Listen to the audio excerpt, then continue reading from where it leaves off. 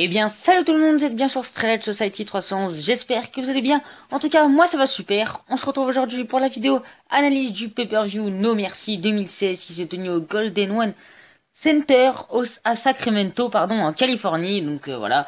Donc pour parler très rapidement du pré-show, en fait, on n'a pas eu Baron Corbin contre Jack Swagger en pré-show, donc ils l'ont mis dans la carte principale. J'en parlerai plus tard quand j'ai parlé des matchs. Mais on a eu Kurt Hawkins qui devait faire ses débuts, malheureusement il ne les a pas fait. Il a dit qu'il va faire ses débuts lors du prochain SmackDown. Donc voilà, c'était un moment assez merdique, j'ai envie de dire. Puis passons sans plus attendre avec le premier combat.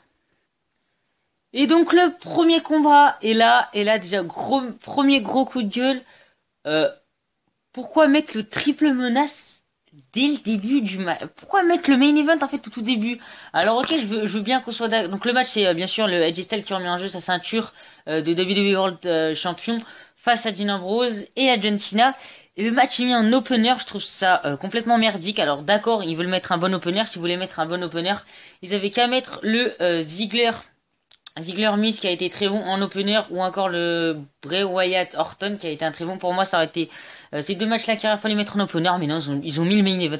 Alors, des fois, ils nous mettaient les matchs les plus importants, genre en milieu de carte, mais non, ils les mettent carrément en début de carte. Allez chercher l'erreur, bref. Passons, ça reste quand même un très bon match. Le match a duré 21 minutes.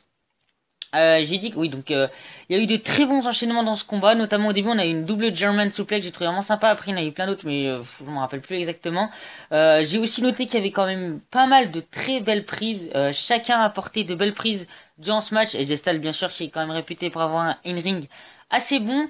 Dean Ambrose qui a tenté d'innover avec une prise, je crois, enfin une prise qu'il lâchait avant, enfin une prise qui n'est pas habituelle chez lui. Et John Cena qui nous a lâché une Sunset Flip Powerbomb superbe, ou encore sa nouvelle prise bizarre, je sais même pas comment ça s'appelle. On a aussi un moment assez fort durant le combat, c'est la double soumission où en gros Dean Ambrose porte la même prise de soumission que Jay Styles à lui-même, donc il la porte à Jay Styles, et Cena qui vient rajouter une couche avec le STF. Bien sûr, hein, Jay Styles en pleine souffrance abandonne, sauf que bien sûr il n'y a pas de gagnant parce que voilà, on sait pas qui a gagné vu que les deux portaient une prise de soumission en même temps. Donc je trouve ça assez sympa, et donc du coup à la fin c'est AJ Styles qui gagne en foutant un coup de chaise dans le dos et dans l'abdomen de Cena. Voilà, je voulais juste te dire aussi un truc avant de passer à la conclusion. C'était mon ressenti, hein, bien sûr, mais j'ai l'impression qu'on a vu quand même beaucoup plus Cena que les deux autres. Après, c'est comme mon aperçu. Mais voilà. Donc au final, je trouve qu'on a une fin qui est pas trop crédible, mais en tout cas, ça veut bien dire une chose, c'est que voilà, John Cena, je pense qu'il faut tourner la page. Ce n'est plus le visage de la WWE parce qu'il perd comme ça. Voilà, c'est lui qui prend le tombé, quoi. Voilà.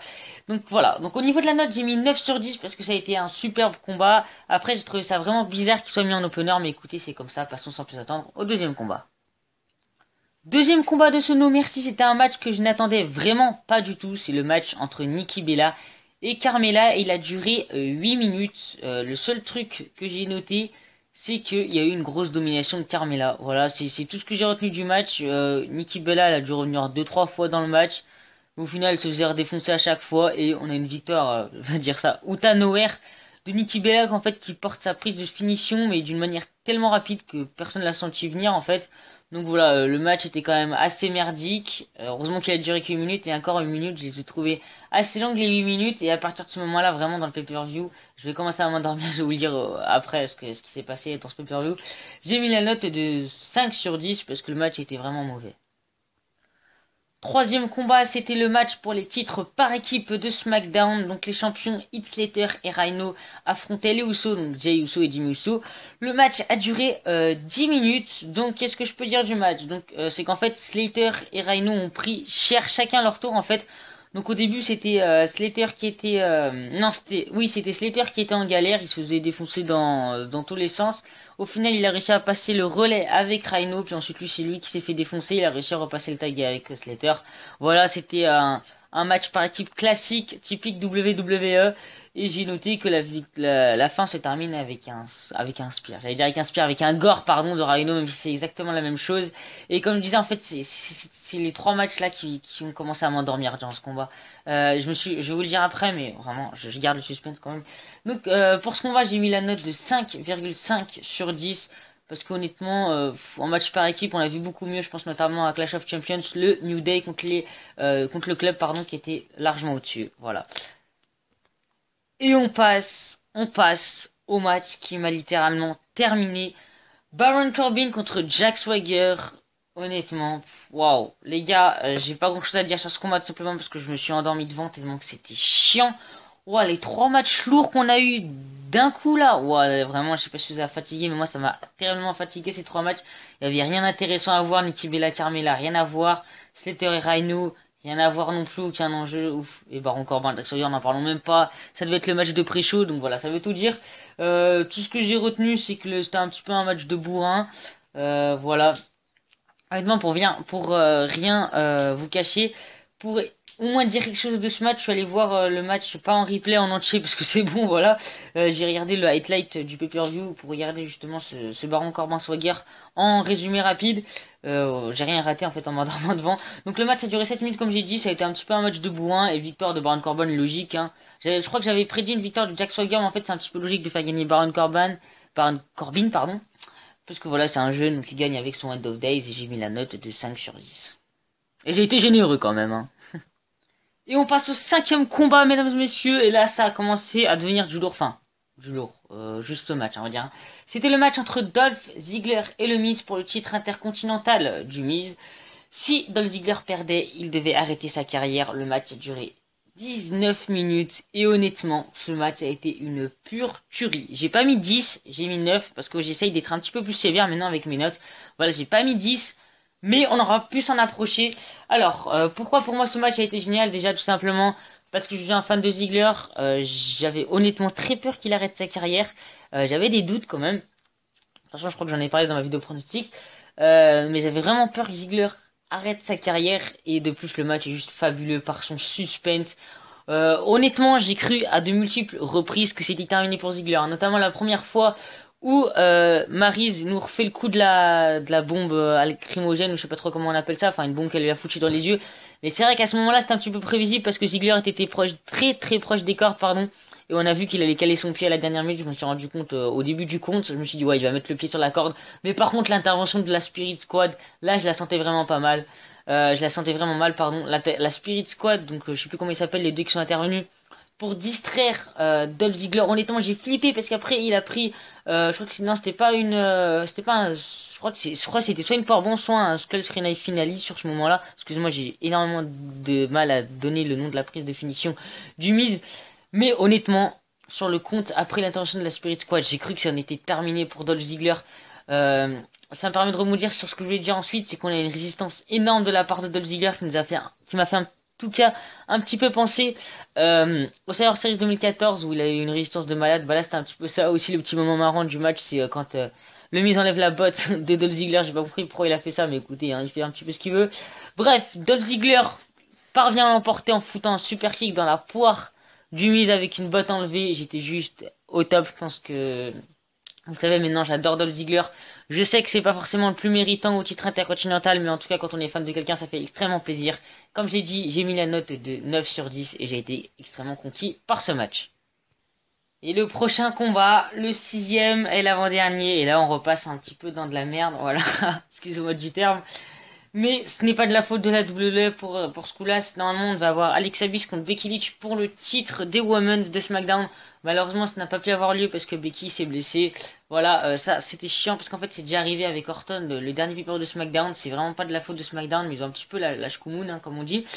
Donc voilà, donc au final on se retrouve avec un Alexa Bliss qui nous fait un petit speech comme quoi non, c'est la blessure de Becky Lynch, ce n'est pas vrai. Elle fait ça juste parce qu'elle a peur de perdre sa ceinture et qu'elle protège Daniel Bryan, machin machin. Donc au final elle affronte quand même quelqu'un.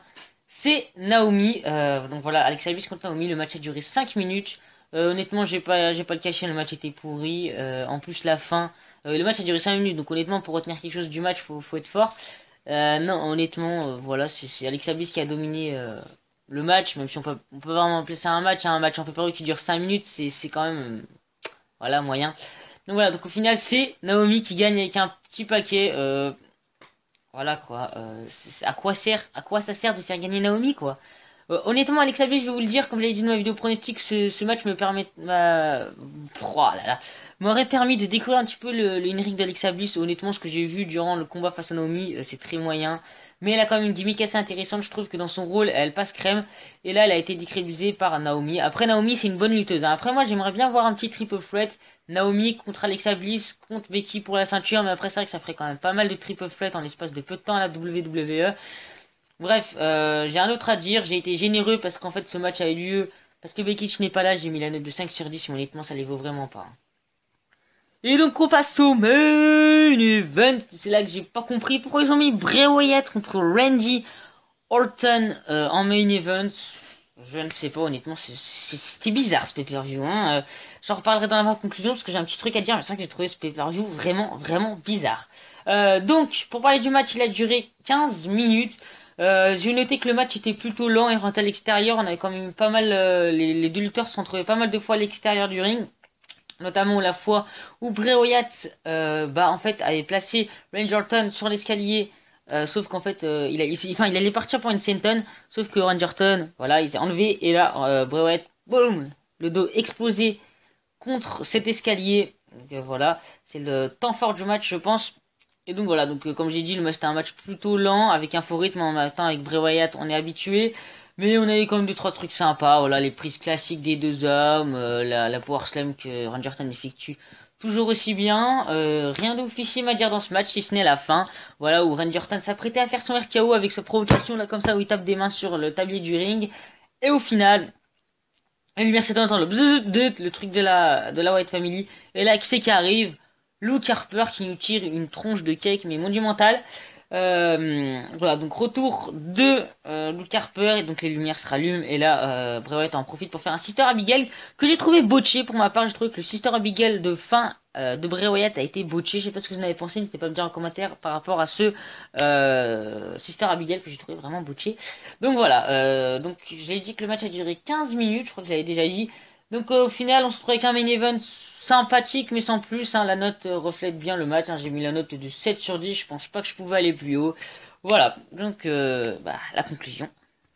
Et donc oui, la conclusion, mesdames et messieurs, on arrive sur une note générale qui s'affiche à l'écran de 6,5 et honnêtement, ce n'est pas bon, hein. Pourquoi ce n'est pas bon? Déjà tout simplement pour les 3 matchs qu'on a eu, le Nikki Bella, Carmella, le match par équipe, le Baron Corbin, Jack Swagger, plus le Alexa Bliss et Naomi. Ce que je voulais dire, c'est juste que j'ai l'impression que ce pay-per-view n'était pas un pay-per-view en fait pour moi.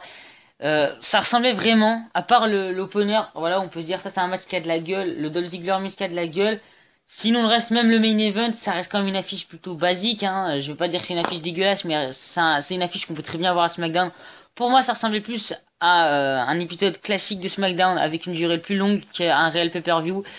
Pour l'Alexa Bliss Naomi, c'est vraiment pas de la faute de la WWE. Mais pour les 3 matchs dégueulasses qu'on a eu ici, c'est de leur faute, je suis désolé.